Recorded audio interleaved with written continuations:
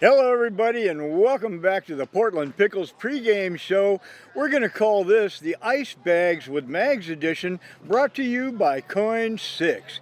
Well, this is day 2 of the State Fair, and as the name implies, we have Coach Mags as our guest today.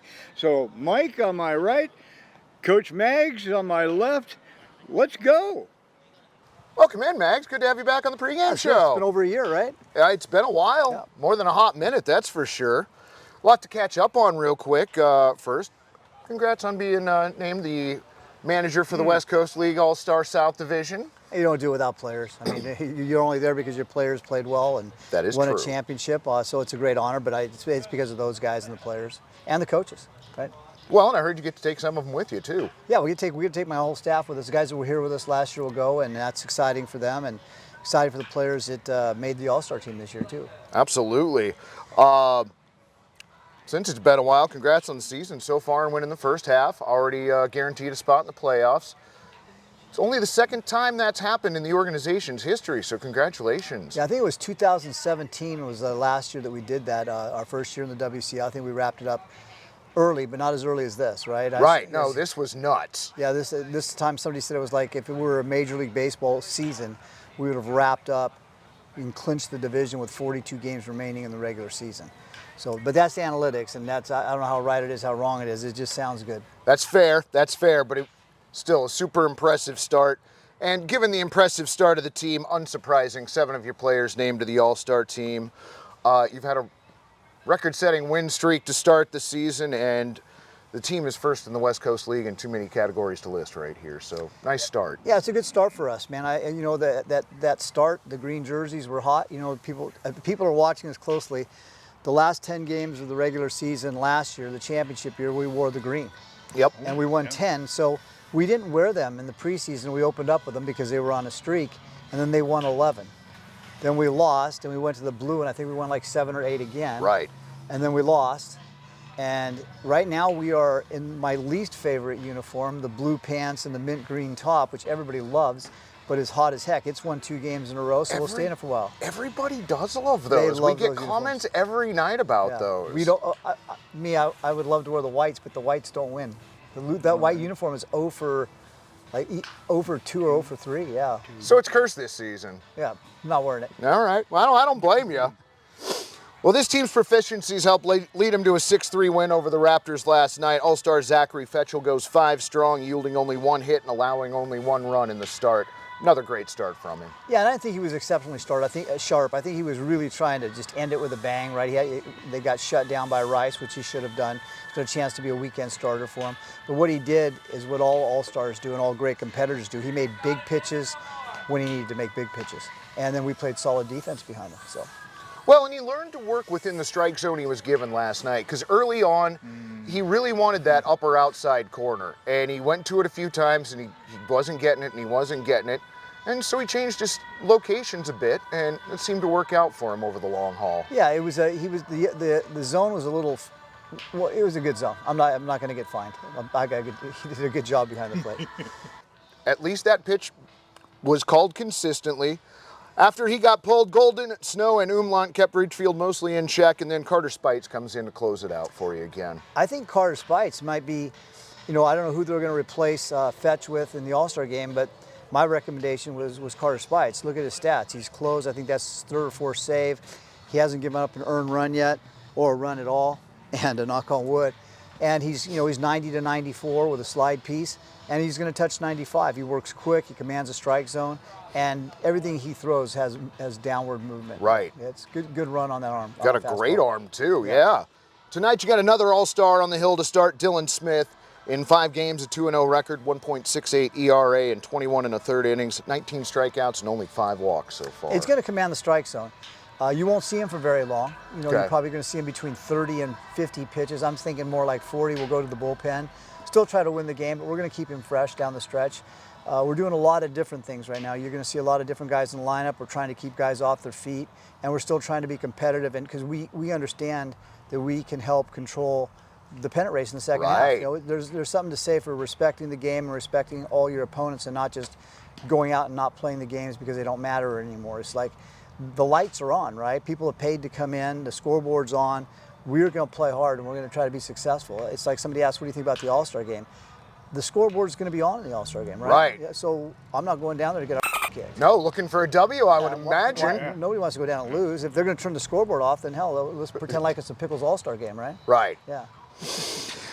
Well, Mags, you took over coaching the Pickles in 2021. You haven't had a losing season since. You've got a winning percentage north of .650, and you were the manager of the year last year.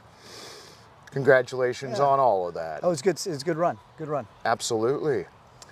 Anything else you want to share with us, or? Well, yeah. 43 years, 5 decades, 2,000 games. A lot of great players, a lot of great coaches. It's been a heck of a career. I've spoken with the ownerships with the Pickles. I will officially retire from baseball at the end of this season. Wasn't a decision that came easy, but you just sort of know when it's time. And a lot of people don't get to leave when they want to leave. You know, most managers get fired, right, or get let go, or said just their contract isn't renewed. But it's just time. I think that what we've done here has been special, and I've had some really good guys along the way, you know, that have helped me. You know, Hopple, Bark, Butters, Bark, the other Bark, Griff, you know, Hector, BG, you know, Christian and Ben. All the guys that have been here have been extraordinarily great. And then you got the great players that have played through and that come through the organization. You know, the Manzardos, the Kinneys, the Lopez's, names people can't remember. Xander Clark, Joey Cooper. There's so many of them. Harvey. I mean, there's so many of them. And then the guys that everybody's starting to remember now because they're putting up all the numbers and because the Pickles are different now. It's not the same as it was in 2016 when we got here. I've been here since 2016. Almost 1,000 games. We just did the math. Almost 1,000 games in a Pickles uniform. That's amazing. Yeah, almost 1,000 games since 2016 to now. You play 54 games and you right, did it 10 years. Do the math, and playoffs included. So we're pushing 1,000 games in a Pickles uniform. And it's something that I'm real proud of. I'm proud of the job that we've done here. If you know me, I don't say I very often. Right. I've had arguably the best family to support me. My wife Jody's been incredible, and she's put her life aside so that I could be successful, and I'll forever be thankful. Yeah, it's been a good run. It's that last home game is against the Marionberries here, and that'll be one that I will look forward to, but I'm not going to be looking forward to. So just hopefully we can bring home something special for the Pickles organization and the Pickles fans again. You know, repeating isn't the easiest thing in the world. Right. Somebody asked me, why did you come back this year? It's because we won it last year. If we hadn't won it last year, it might be a different decision. But it's like when you're playing basketball or playing wiffle ball and you beat your neighbor for the first time, or you beat somebody for the first time, and you take your ball and you go home. You can't just take your ball and go home, right? You got to prove it. You got to defend it, right? Right. So we're here to defend it, and we've given ourselves the opportunity to defend it. And I don't think you can ask for any more than that. You've still got a gauntlet of great teams we have to go through. Corvallis is a champion. Right. So Corvallis is going to be there. The Marionberries, the Elks, the Raptors, Walla Walla Sweets are playing incredible. The South Division, as usual, is a gauntlet of really good baseball teams that can beat you on any given night. So just to have the opportunity to defend it is something I'm proud of. I'm proud of the way this team's competed. But for the most part, yeah, it's going to come to an end here sometime in August. Hopefully August 16th. August 15th, 16th, right? In there. Yeah, that sounds good. But it's coming to an end. I can still remember teams from 1983, right? Most of my parents weren't born in 1983. So, you know, I got Social Security this year, and I can get dollar coffees at McDonald's. I can get the value meals at Denny's. So there's some positives, right? Right. You can come back and be an analyst on the Pickles broadcast. Hey man, I said this over and over again. I don't have hobbies. I don't golf. I don't have hobbies. I do one thing. I don't know anything else other than this. So I am probably going to, I've watched a river run through it now about 17, 18, 19, 21 times because I'm going to become a fly fisherman. I'm going to just lock myself away and be by myself.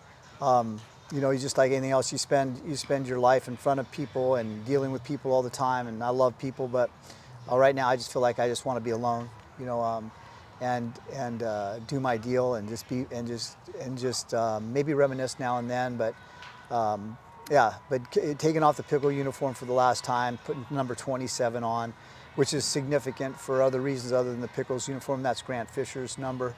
That's why I changed my number to 27. So he and I will both retire together. Oh, okay. So he and someday I'll see him up there. But yeah, I don't have a lot of words to say right now because even talking now, it gets emotional to say, hey, I'm not gonna be able to compete for a while, but it's a choice. And leaving an organization like this, like you can't say enough about my ownership. You know, Alan and John and Mr. Barkus, Scott Barkus, all of them have been great to me. The interns that have been here for 10 years, the best, right? You two guys, the best. You know, so you know, Ross has been great to me, and all of them have been great to me. So yeah, it's going to be a tough next 3 or 4 weeks. Right. But I find myself, even when I'm walking out to the mound or walking back from the mound last night as an example, I find myself making sure I look up and just trying to take in some of the moments and just sort of like putting them in my memory bank. And then just remembering that I need to be thankful, you know, that God put me on this earth to do one thing. I may not have been great at it, but at least I knew what he put me here to do. And help young people and let them learn from my mistakes. And even if you're a leader, you're flawed. So I'm a flawed human being, and I just try to teach using whatever method I can, and just wanting them to be good people and good human beings and good men down the road. I don't think that, you know, you can always measure a manager or a head coach by their wins and losses, and I get it because that's the way it goes. But I don't think that this late in my career that you're really managed by the wins and losses. You're managed by what the players that you've had an influence on do 10 years down the road. Those are your wins and losses. So for that, I'll be forever grateful that I got the opportunity to do what I do. And I know that a lot of people had to sacrifice along the way so I could do what I wanted to do. So in a sense, I think that you have a career and sometimes I think you're selfish. I'm selfish, right? I put my wants and needs in front of a lot of other things because I wanted to be really good at what I did, and I wanted to try to be great. I don't think I ever reached great, but I reached good at least one year, right? And that's what counted in 2017. My players were great, and I was good. I think it's more than that, but I understand the willingness to defer credit. You've had 8 straight 20-game wins seasons at Clark College, 188 total wins there. You tossed an umpire out of a game twice. You had a T-shirt made in your honor. I'd like to see that T-shirt again. A lot of people want that T-shirt, so I think they should make it Maybe again. we need to bring it back for one more run. Yeah. I'm trying to go through the whole year without getting tossed, so we'll see. Well, you've done a good job so far. Yeah. Well, Mags, it's been an honor getting a call for you and the team for the last few years that I've been here. So I've enjoyed our conversations, both doing pregame shows and off the air as well. So thank you. Yeah, thank you guys. Thank you. And I'll be sure I stop by and say thank you to everybody before we get to those playoffs, because once the playoffs start, it's going to be all business. But we'll continue to do what we always do. We'll come out and give you our very best, and we'll give it to the fans that come in. We'll make it, every penny they come into the stadium, we'll make it worthwhile, because we'll always play hard. I mean, that's the one thing that I've always asked my teams to do, is play hard. And to be perfect every day. People say you can't be perfect every day. I believe you can. I believe you can give a perfect effort every day.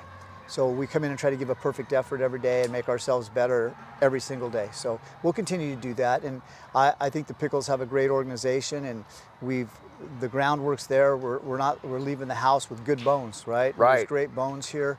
It's going to continue to be successful because, as I've told you 100 times on this show and in private, players win games. Managers lose games. Right. Our job is to put them in position to win games and let them go play, right? Let them eat. Yep. So for that, I'll be forever grateful, and for the opportunity to manage what I believe to be the best organization in summer baseball. I mean, agreed. I don't know that I could ask it for any more. So this old man's will be eternally grateful and thankful, and I just thank God for the opportunity. All credit to God, and I'm a believer, so I know He's got a plan for me, and I know that He's not going to put something on my plate that I can't handle, and I'll just try to deal with it every day.